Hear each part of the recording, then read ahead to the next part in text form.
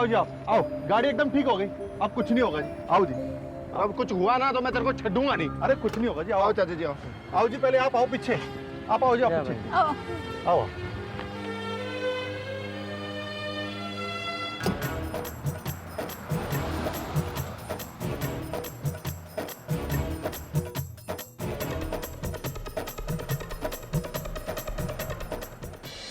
क्या बात है, इतना परेशान क्यों? बताऊंगा संदीप, अभी प्लीज थोड़ा शांत रहना प्लीज। कब बताओगे? कोई बात नहीं, कोई बात नहीं जी, बाद में चाय के साथ। चाय पियोगे? अब तू बोला ना तो मैं तेरे छटांगा नहीं। शांत हो जा। कोई बात नहीं, कोई बात नहीं।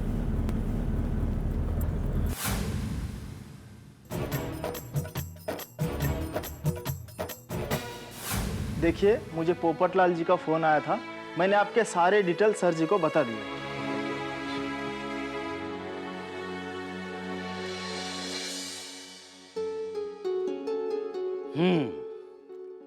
तो आप हैं दया बहन? हाँ, टप्पू के पापा। देखिए, मैंने फाइल पढ़ ली। यही नहीं, बॉर्डर सिक्योरिटी फोर्स से मैंने जेठालाल जी के केस के बारे में सारी जानकारी हासिल कर ली है।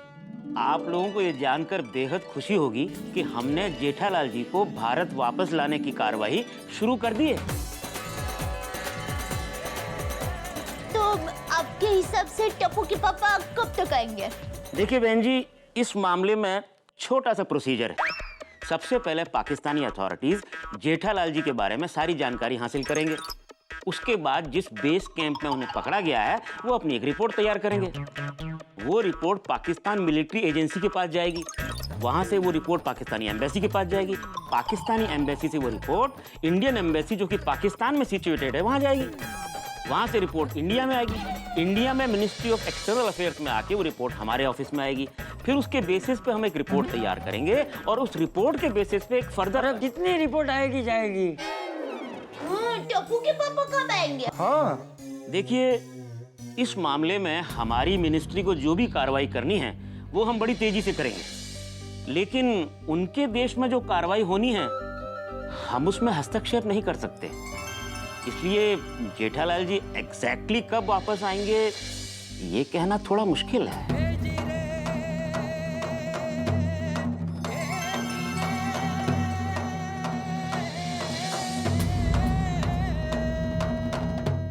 हाँ पप्पू बोल।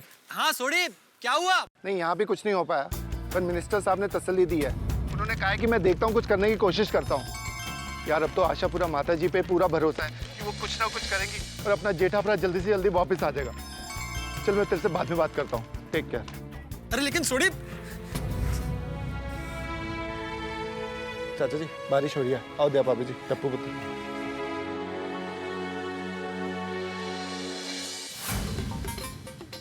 सोडी, कुछ समझ में नहीं आ रहा, अब क्या करें हम? वही मैं भी सोच रहा हूँ चाचा जी कि अभी हम लोग क्या करें।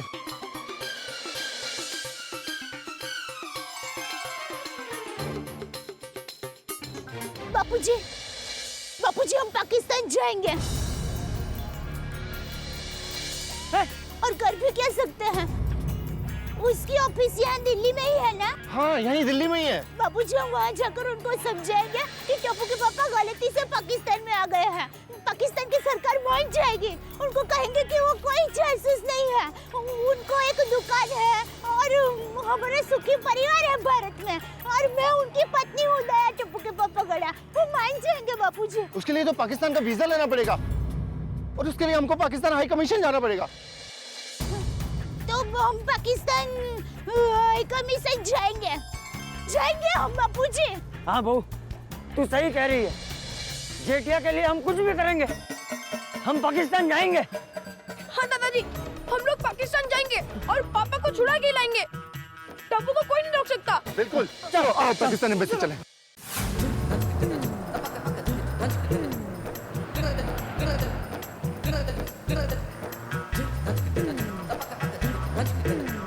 ये आ गया सामने पाकिस्तान एम्बेसी। हाँ वो वहाँ संदीप है, थैंक यू।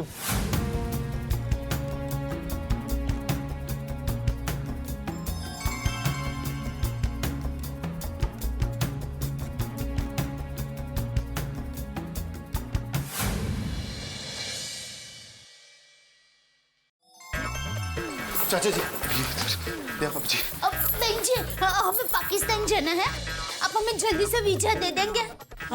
आप लोगों को पाकिस्तान जाने की इतनी क्या जल्दी है? सर वो बात ये है कि हमारा जेठा भरा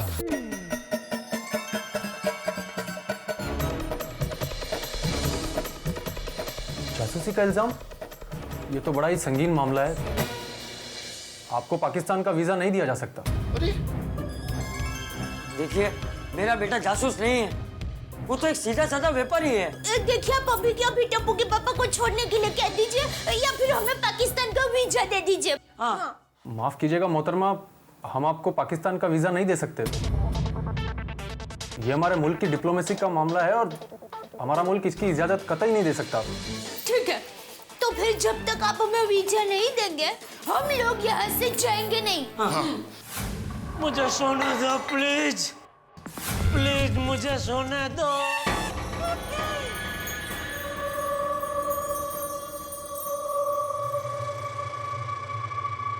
तो कबूल कर लो कि तुम जासूस हो। मैं कबूल कर लूंगा तो मुझे सोने दोगे?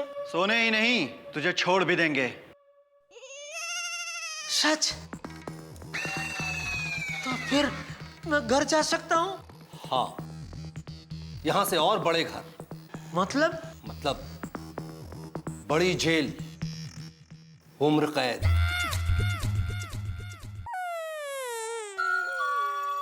मैं कबूल करता हूँ तो सजा, नहीं करता हूँ तो सजा, तो मैं क्या करूँ? हाँ बेगम, हाँ मुझे याद है। हाँ, आपकी अम्मी को लेने रेलवे स्टेशन। हेलो हेलो, पता नहीं क्यों ये बार बार 4 दिनों से सिग्नल छोड़ रहा है। बेगम समझेंगी कि मैंने फोन कट किया है। लगता है आज इस फोन की वजह से हमारी शामत आएगी। मैं आपका यह फोन ठीक कर सकता हूँ। तू कैसे करेगा, तुझे आता है? अरे मेरी मोबाइल टीवी बेचने की दुकान है मुंबई में, गढ़ा इलेक्ट्रॉनिक्स। अच्छा,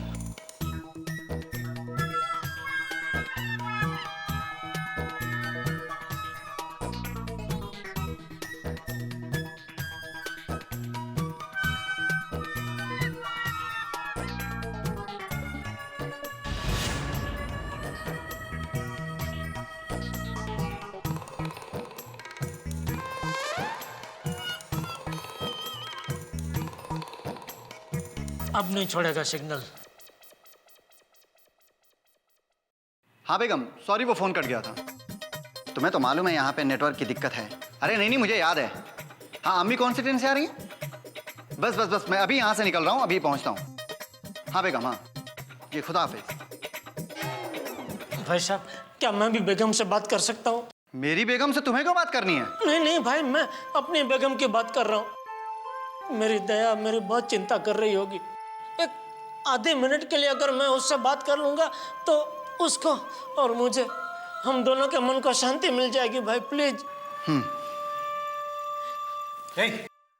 ये क्या कर रहे हो?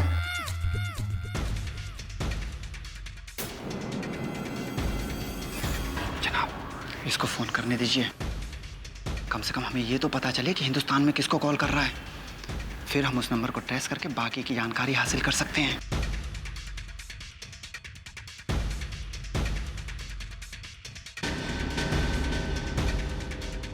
थैंक यू, बहुत बहुत शुक्रिया भाई साहब, आपका बहुत बहुत शुक्रिया। देखिए, आप लोग मेरी बात समझने की कोशिश कीजिए। हेलो दया, टप्पू के पापा। जेठिया को फोन ठपका। पापा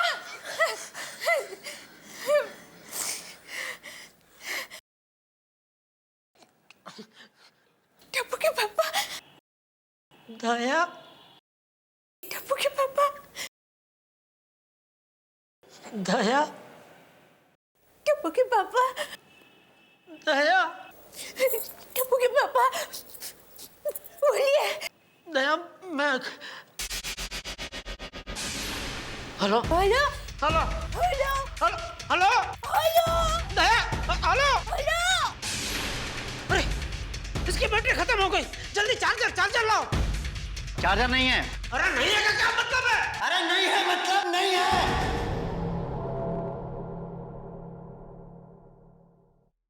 हेलो दया भाभी जी, लाइए मुझे फोन दीजिए, मैं दोबारा उस नंबर पे डायल करता हूँ। हाँ।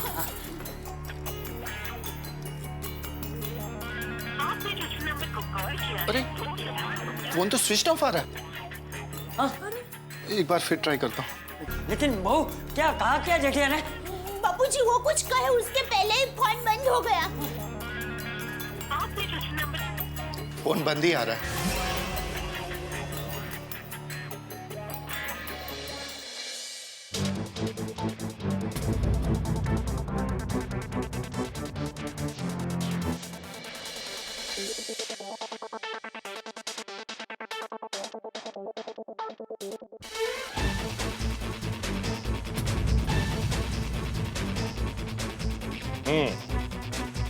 जेठालाल के सिलसिले में मुझे फोन आया था। हाँ।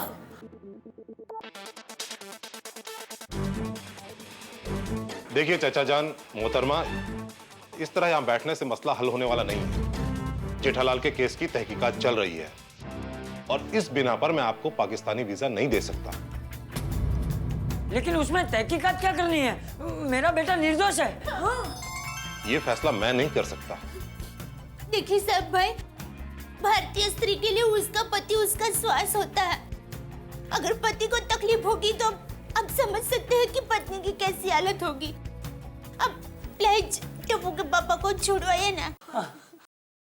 देखिए मोहतरमा, मैं आपकी परेशानी समझता हूं, लेकिन यहां बैठने से मसला हल होने वाला नहीं है। यह दो मुल्कों के आपसी कानूनी कार्रवाई का मसला है, इसमें वक्त लगेगा। हमें माफ करिएगा।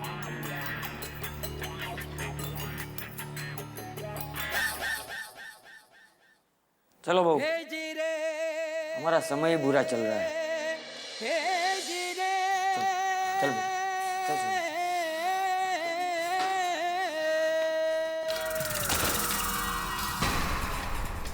छोड़ दो इसे। जनाब,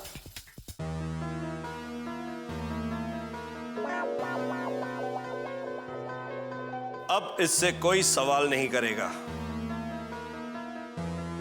थैंक यू साहब, थैंक यू। लेकिन जनाब,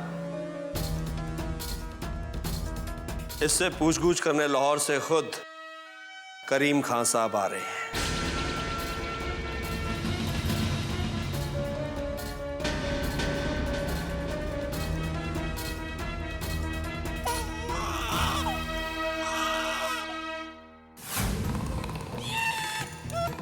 अरे आओ आओ जेठा मियाँ, हो गई पूछताछ पूरी? नहीं, अब कह रहे लाहौर से कोई करीम खाना के पूछताछ करेंगे।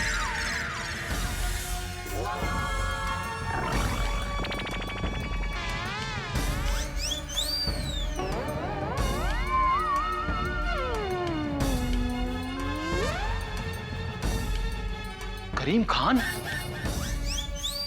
हाँ, क्यों?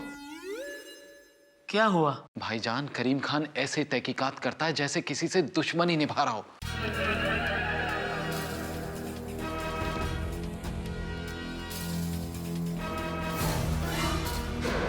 हाँ जनाब, कहते हैं करीम खान इस जहान में दोज़ख का एहसास कराता है।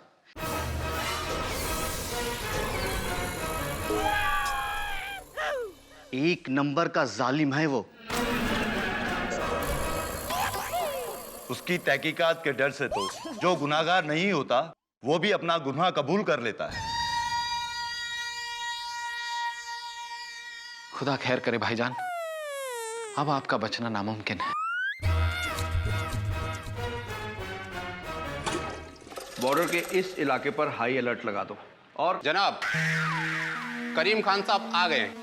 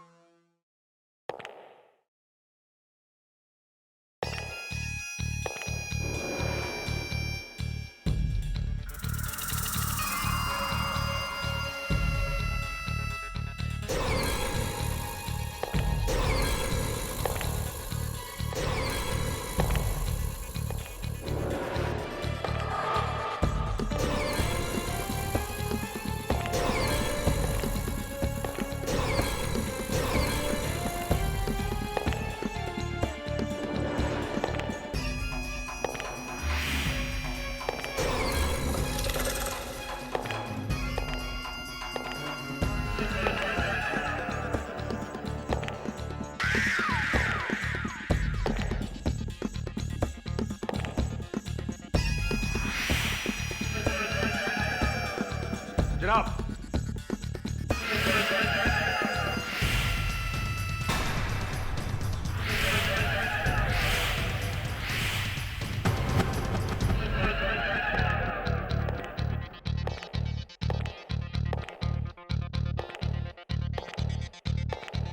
तशरीफ रखें जनाब। जनाब बहुत दिनों बाद। मुझे तहकीकात के वक्त बेवजह की गुफ्तगू पसंद नहीं। कौन है वो मुखबिर? जनाब अपना नाम जेठालाल बता रहा है। क्या कबूलियत हुई है? कबूल तो उसने अभी तक कुछ नहीं किया, लेकिन जनाब वो जितना मासूम दिखता है उतना ही शातिर है।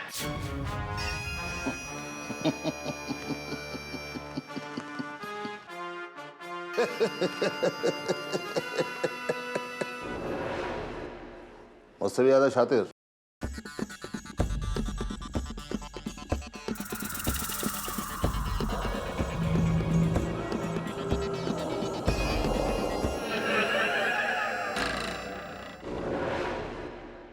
कहाँ है वो कबूतर?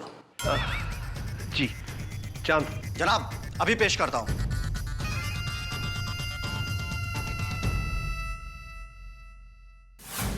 ताला खोलो।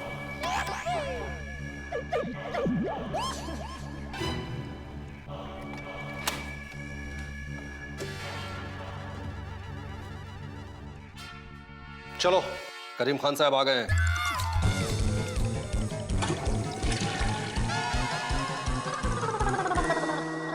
चल अब तुझे तेरे दादा परदादा पूरा खानदान याद आ जाएगा।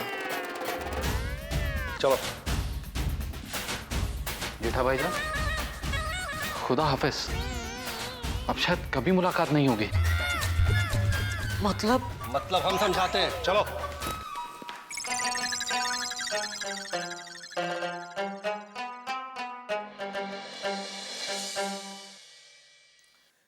एक ट्रक और एक साइकिल अगर आपस में टकरा जाए तो साइकिल का क्या हाल होगा? आप मुझसे कहेंगे भाई मेहता साहब कैसे सवाल कर रहे हैं, ये तो छोटा बच्चा भी जानता है कि साइकिल के हालात क्या हो जाएंगे। बस ठीक वैसे ही हालात इस वक्त जेठालाल के हैं। ट्रक की तरह सामने है करीम खान और साइकिल की तरह बेबस इस वक्त है जेठालाल। अब जेठालाल का क्या होगा आप बहुत अच्छी तरह से कल्पना कर सकते हैं। और उधर दया भाभी के भी दिल्ली में हाल बड़े खराब है। वो पूरे प्रयास कर रही है किसी तरह से जेठालाल को वापस पाकिस्तान से लौट आने के लिए, लेकिन सारे प्रयास निष्फल साबित हो रहे हैं। अब एम्बेसी से वीजा भी नहीं मिला पाकिस्तान जाने के लिए, यानी कि आखिरी उम्मीद भी गुब्बारे की तरह फूट गई। स्थिति ठीक वैसी ही है जैसे किसी क्रिकेट मैच में आखिरी ओवर में हाई वोल्टेज ड्रामा चल रहा हो। अब दया भाभी क्या करेंगी? अब उनके पास कौन सा रास्ता बचता है? कहावत है कि अगर ईश्वर एक दरवाजा बंद करता है तो 10 नई खिड़कियां खोल देता है। अब देखना यह है कि दया भाभी कौन सा नया प्रयास करती हैं, और देखना यह भी है कि करीम खान किस तरह जेठालाल को यह कहने के लिए मजबूर करते हैं कि वो जासूस है। यानी कि दोनों तरफ ड्रामा भरपूर है लेकिन ठहाकों के साथ। बस मेरे साथ देखते रहिए तारक मेहता का उल्टा चश्मा।